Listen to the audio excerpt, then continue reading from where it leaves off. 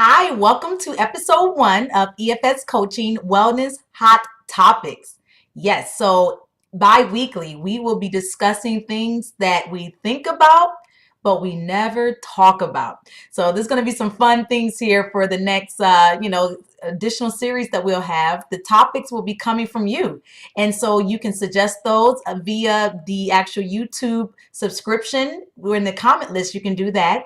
You can send those to me via email, erica@efscoaching.com. And I would definitely take in consideration of your topics. I have already 9 other topics that I want to talk about. So these are things that's just really been on my mind to really discuss with you. So our first topic today is all about holding your toot.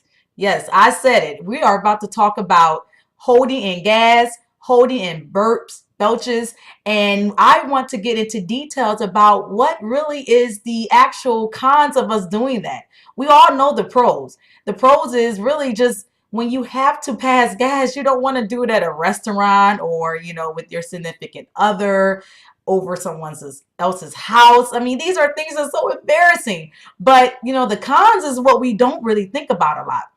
This subject really came up to me. It was like an epiphany during the time I was getting a massage a couple of weeks ago.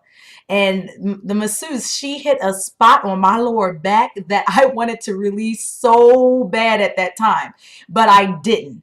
And then I started thinking about what am I really doing to my body internally from doing, not actually allowing what my body wanted to do at that moment.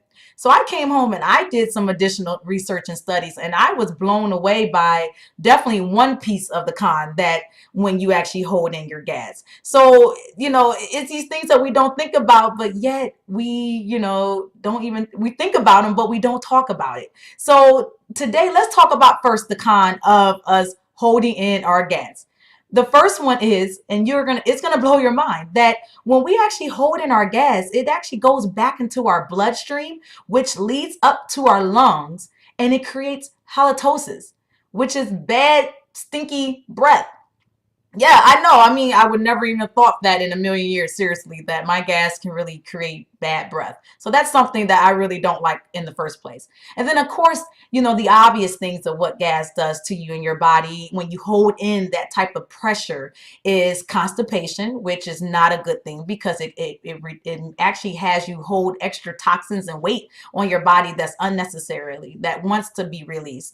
Also, the cramping and things that you may get along with that holding in the gas. And then, of course, that, maybe some type of bloating and things where your stomach is just protruded much a little from the actual air pressure that you're holding in there. So, of course, I want to help you and give you all some tips on how to actually prevent the gas because maybe if we can change some things in our nutrition and our activity level, maybe we can actually, avoid this situation at the best possible. Now, of course, on a natural basis, we can release gas up to about 5 to 10 times a day. So, and a lot of us are not doing that each day, but our bodies is wanting to do that. But first thing that we can do, of course, number one, is actually just eating a little slower as you're consuming your foods. Take that time to fully chew all of the substance so that it can actually digest appropriately. When we actually allow chunks of food to go down our GI tract, it takes a lot of additional effort in our bodies to get it down into the actual small intestines. So this is something that we can try to do on our end so that we can allow our body to do the work and the mechanics that it's supposed to do the right way the first time. Number 2, getting exercise. That's another piece that can actually minimize any, gas, bloating, things like that. And minimum, you should be seeking 3 times of a week of moderate to vigorous exercise. So the way I explain to my clients, moderate exercise is really when you feel your heart fluttering and you feel it just kind of rising, and it's a little hard and complicated to actually speak at that time. And so, it won't be impossible, but it's just a little more challenging. When you get to the vigorous side of things, that's when you can barely talk. When you can barely get words out and you're huffing and puffing, that's vigorous. So that maybe hopefully that gives you a little more gauge on what's the difference between the activity levels. You should be seeking from the moderate side, 3 times a week minimum, to help you with your gas.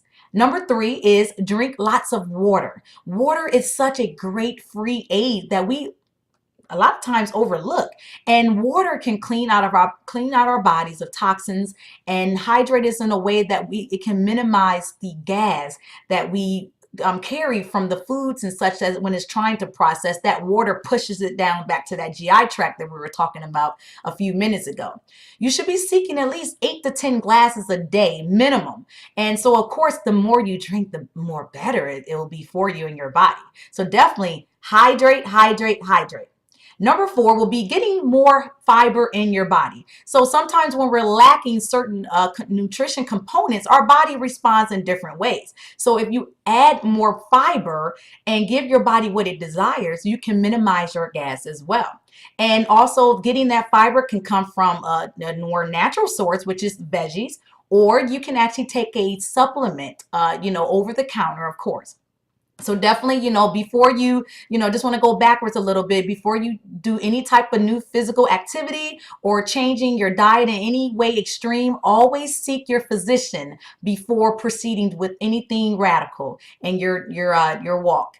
And then lastly, to help minimize your gas, is just eating in a balanced manner. So, we talked about the, eating slower and what to eat and how, but this is how you eat. It's really seeking just more and really focusing on getting the amount of right protein, carbs, fat, fruits, veggies, etc. Making sure that you have a nice, complete, balanced diet. The way that you can really do that quickly and free is really signing up for MyFitnessPal app. And you can actually download the foods that you eat by tracking and logging them, and just so you can see for yourself what you're consuming. Sometimes we don't even know what we're over consuming or not consuming enough until we see it for ourselves. So hopefully you can take in some of these tips this week to minimize your gas, because you know what? I don't want you to hold your toots. Of course, it's something that's very hard to do. Of course, it's something that we don't want to be embarrassed about it, but it's something that you also need to think about the repercussions of what you're doing to your body when you're actually holding in that toxin and that the extra air that it wants to release. And so of course you're thinking, well, Erica, are you going to really apply this to your life? Yes, of course. And that's something that I will be trying and striving to do every day. Yes, it's not an easy thing to just release your gas wherever you're at, but it's something that now that you know what it does to your body, it makes you think twice about doing it or not. So hopefully this really helps all of you. Bi-weekly, we're going to have great conversations about these type of topics, things that we're thinking about, but we're not talking about. And hopefully each week, in every topic can actually really enhance your mindset on the subject of wellness. So definitely subscribe to my channel. The link will be provided on the actual link to this actual video. And I am hoping to really just really touch with you all and help you all out with some things that's associated with your body. So thank you so much for listening and giving me the time to share some thoughts to you that I had about holding your tooth. Have a great day, everyone. And I look forward to hearing back from you all with your great ideas about future topics. Thank you.